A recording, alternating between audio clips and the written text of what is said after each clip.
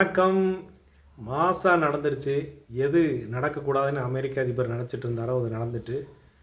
ஆமாம், ஷாங்காய் உச்சி மாநாடு, ஷாங்காய் ஒத்துழைப்பு உச்சி மாநாட்டில் ரஷ்ய, இந்திய, சீன அதிபர்களுடைய மொத்த ஒரு மீட்டிங் நடந்துருச்சு. இது அவர் நடக்கக்கூடாதுன்னு நினச்சிட்டு இருந்தார். இன்றைக்கி மாசா நடந்துருச்சு. என்னென்ன டிஸ்கஷன் பண்ணாங்கங்கிறது பின்னாடி தான் தெரியும். ஆனால் வர்த்தகத்துறை அமெரிக்க அவனுடைய வரி விதிப்பை பற்றி தான் அவங்க மெயினாக டாப்பிக்கை வச்சு பேசியிருக்காங்கங்கிறது கண்டிப்பாக அதை பற்றி பேசுவாங்கிறது எல்லாரும் எதிர்பார்க்கப்பட்டது தான். இந்தியாவின் மீது தேவையில்லாத வரிகளை அமெரிக்கா சுமத்துனது அனைத்து நாடுகளையே உலுக்கி இருக்கிறது. அமெரிக்கா பாட்டு இஷ்டத்துக்கு எல்லா கண்ட்ரிக்கும் ஒவ்வொரு விதமான வரிகளை வச்சுட்டு இருக்காங்க. எதுக்குன்னே தெரியாத அளவுக்கு இன்றைக்கி அவர் முதுமையில் பண்ணுறாரா, என்ன அடிப்படையில் பண்ணுறாருங்கிறது தெரியாது.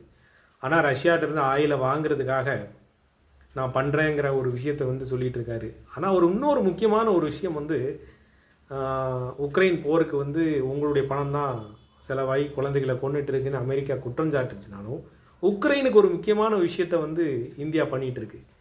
ஆமாம், உக்ரைனுக்கு டீசல் முக்கியமாக சப்ளை பண்ணிகிட்டு இருக்குது நம்ம இந்தியா தான். டீசல் மிகப்பெரிய அளவில் அவங்களுடைய தேவையில் ஒரு பெரிய பங்கை இந்தியா சப்ளை பண்ணிகிட்டு இருக்குது. ரஷ்யாவிலேருந்து இம்போர்ட் பண்ண ஆயிலை நம்ம சுத்திகரித்து டீசலாக பல நாடுகளுக்கு கொடுத்துட்ருக்கோம்.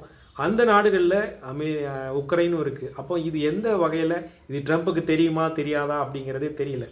அந்த அளவுக்கு ஒரு அறியாமையினுடைய வெளிப்பாடாக ஒரு ஒரு ஒரு உலகத்தினுடைய வல்லரசனுடைய ஒரு தலைவர் இந்த அளவுக்கு இருக்காருங்கிறத கேள்விக்கு பதில் சொல்ல முடியல. அன்னைக்கு போன தடவை ஒரு 2 வாரத்துக்கு முன்னாடி நடந்த ப்ரெஸ் மீட்டில் அமெரிக்கா ரஷ்யாவிட்டேருந்து நீங்கள் இந்த மாதிரி கனிமங்கள்லாம் வாங்குறீங்களன்னு ஒரு கேள்வியை எழுப்பும்போது இந்தியாவை மட்டும் நீங்கள் வாங்கக்கூடாதுன்னு சொல்கிறீங்கிற கேள்விக்கு எனக்கு தெரியாதுங்கிற ஒரு விஷயத்த சொல்கிறார். ஒரு அதிபர் அந்த அளவுக்கு தெரியாமல் இருப்பதற்கு வாய்ப்பு இல்லை. அது ஒரு உச்சக்கட்ட ஈகோவினுடைய வெளிப்பாடு. ஆப்ரேஷன் சிந்தூர் ஒன்றால் தான் முடிஞ்சுது, நான் சொன்னனால தான் முடிஞ்சுது அப்படிங்கிற விஷயத்த இந்தியா அதை சொல்லவே இல்லை. நீ என்னடா அப்படிங்கிற மாதிரி லைட்டில் லெஃப்ட் ஹேண்டில் விட்ட ஒரு விஷயம் இன்றைக்கி அவருடைய ஈகோவை தட்டி விட்டு இன்றைக்கி என்னெல்லாமோ பண்ணிகிட்ருக்காரு. உலகளாவிய அளவில் அவர் பல நாள் சுவிட்சர்லாண்டுக்கு கூட 48% வரைக்கும் இன்றைக்கி வரிகளை போட்டிருக்காரு. நிறையா அந்த சார்ட்டை பார்த்திங்கன்னா என்ன எதுக்குன்னே தெரியல. அங்கேருந்து வரக்கூடிய பணங்களுக்கு வரியை போடுறாரு. ஆனால் இன்றைக்கி மிகப்பெரிய ஒரு விஷயம், நேற்று நடந்த விஷயம் கோர்ட் அமெரிக்காவினுடைய கோர்ட்டில் எதிர்க்கட்சிகள் போட்ட வழக்கு தனிப்பட்ட முறையில் இது எல்லாம் செஞ்சுருக்காரு. அமைச்சர்களுடைய ஒப்புதல் இல்லாமல் இதை பண்ணிட்டாரு அப்படிங்கிற ஒரு காரணத்துக்காக இது நீங்கள் ஒப்புதலோடு தான் செய்யணும், இது செஞ்ச முறை சரி கிடையாதுங்கிறத ஆணித்தரமாக அடிச்சிட்டாங்க. இவர் மேல்முறையீடு போயிருக்காரு. கண்டிப்பாக அந்த இடத்துல இவருடைய ஆட்கள் என்ன தீர்ப்பு கொடுக்காங்கிறத பொறுத்து அதுக்கு தகுந்த மாதிரி எல்லா ஏற்பாடுகளையும் பண்ணுவார். 80 வயசை தாண்டி முந்தானேத்திக்கு ஒரே குழப்பம். அமெரிக்காவினுடைய வெள்ளை மாளிகையில் அரை கம்பத்தில் கொடி பறந்துருக்கு. அதை பார்த்தோன்னே எல்லோரும் ஒரு நியூஸ் டெட் அப்படின்னு, ட்ரம்ப் டெட் அப்படின்ற ஒரு நியூஸ் தான் பரவ ஆரம்பிச்சிது. கண்டிப்பாக அது ஒரு ஒரு செய்தி உண்மையான செய்தி இல்லைன்னு எல்லாருக்கும் தெரியும். ஆனால் இப்படி ஒரு செய்தி பரவப்பட்டது. இந்தியாவின் மீது அவர் எடுத்த நடவடிக்கையின் காரணமாக நம்ம ஒரு எதிர்பார்ப்பில் இருப்போம். என்னடா இப்படி ஒரு நடந்தால் சந்தோஷமாக இருக்குமே அப்படிங்கிறது. கண்டிப்பாக அது நடக்கலை. அவர் அங்கே ஒரு பள்ளியில் ஒரு துப்பாக்கி சூடு நடந்து 2 குழந்தைகள் இறந்ததுக்காக அமெரிக்க எம்பசிஸ், அமெரிக்காவுடைய வெள்ளை மாளிகையில் எல்லா இடத்துலையும் அரைக்கம்பத்தில் கொடியை பறக்க விடுறதுக்கு உத்தரவிட்டிருக்கிறார் ட்ரம்ப் தான். இது சர்வதேச அளவில் அவங்க துக்க நாளை அணிவிக்கணுங்கிறதுக்காக அதை சொல்லியிருக்காரு 2 நாட்கள். இதை பார்த்தோன்னே நிறைய செய்திகள் பரப்பப்பட்டது. இது பல பேருக்கு சந்தோஷத்தை ஏற்படுத்திடுச்சு. என்னடா அப்பா, அமெரிக்கன்ஸுக்கே நிறைய பேருக்கு சந்தோஷமாக இருந்திருக்கும் உண்மையாக இருந்தால். அந்த மாதிரி தான் இன்றைக்கி சூழ்நிலை இருக்குது. அமெரிக்காவே விட்டு விளாண்டுட்டு இருக்காரு. ஒரு சர்வதேச நாடு, ஒரு ஒரு வல்லரசு நாடை எந்த அடிப்படையுமே இல்லாமல் எல்லா நாடுகளும் மேலே அவங்களுடைய பொருளாதார ஒரு கஷ்டத்துக்காக எல்லா நாடையும் வருத்தி எடுத்திருக்கிறது எந்த விதத்தில் நியாயம் கிடையாதுங்கிறது எல்லாருக்கும் தெரியும். ஆனால் இந்தியாவினுடைய தேவை என்பது கண்டிப்பாக அவங்களுக்கு உண்டு. அதை தான் அவர் சொல்லியிருக்கார்.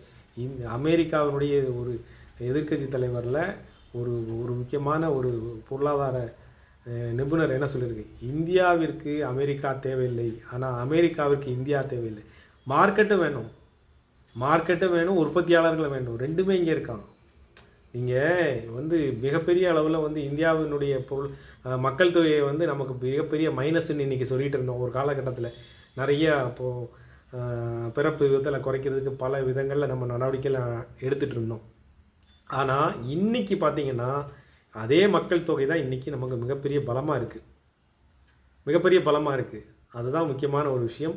இந்தியாவில் உற்பத்தி பண்ணுறதுக்கும் ஆள் இருக்கான், நீ விற்கிறது வாங்கிறதுக்கும் ஆள் இருக்கான். ரெண்டுமே இங்கே ஆள் இருக்கும்போது நமக்கு அடுத்த ஆள் தேவையில்லை. டெக்னாலஜியை கொண்டு வந்து விட்டுட்ட, அதை வந்து அவன் கைப்பற்றிட்டான்.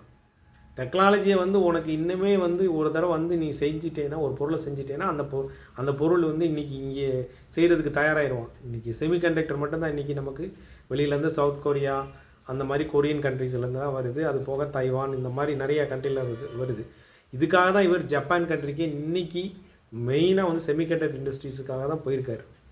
செமிகண்டக்டர் இண்டஸ்ட்ரீஸை பார்த்துட்டு அதுக்கப்புறம் தான் வந்து ஒரு மீட்டிங் நடத்திட்டு அதுக்கப்புறம் தான் இன்றைக்கி சைனா வந்து இறங்கியிருக்காரு. 2 சந்திப்புமே மிகப்பெரிய அளவில் ஒரு மாற்றத்தை ஏற்படுத்தக்கூடிய ஒரு சந்திப்பு. இன்றைக்கி அதோட ஒரு மாசான சந்திப்பு. இன்றைக்கி வந்து அது ஓப்பனிங்கில் ஒரு குரூப் ஃபோட்டோ எடுத்தாங்க ஷாங்காய் ஒத்துழைப்பு மாநாட்டினுடைய ஆரம்ப நிகழ்ச்சியில். அதில் புட்டின், ஜிபிங் அப்புறம் வந்து மோடி 3 பேரை நின்று பேசிட்டு மற்ற அதிபர்கள்லாம் பக்கத்தில் நிற்கும்போது ஒருத்தர் முழிச்சிட்டு சைடில் நின்னார் பாருங்கள். அதுதான் வந்து ஒரு டாப்பு. பாகிஸ்தானுடைய பிரதமர் நவாஸ் ஷெரீஃப் வந்து நின்றுட்டு இருந்தார். அது மிகப்பெரிய அளவில் நமக்கு வந்து அவர் பார்த்து முழித்த மொழியை இன்றைக்கி வந்து தெரியும். அதை கேஷுவலாக அவர் கடந்து போனார் பாருங்க. ஒரு மாசான ஒரு விஷயம். இந்த விஷயம் கண்டிப்பாக நமக்கு மிகப்பெரிய ஒரு வெற்றியை நோக்கி போயிட்டுருக்குங்கிறத நம்ம நம்புவோம். நன்றி, வணக்கம்.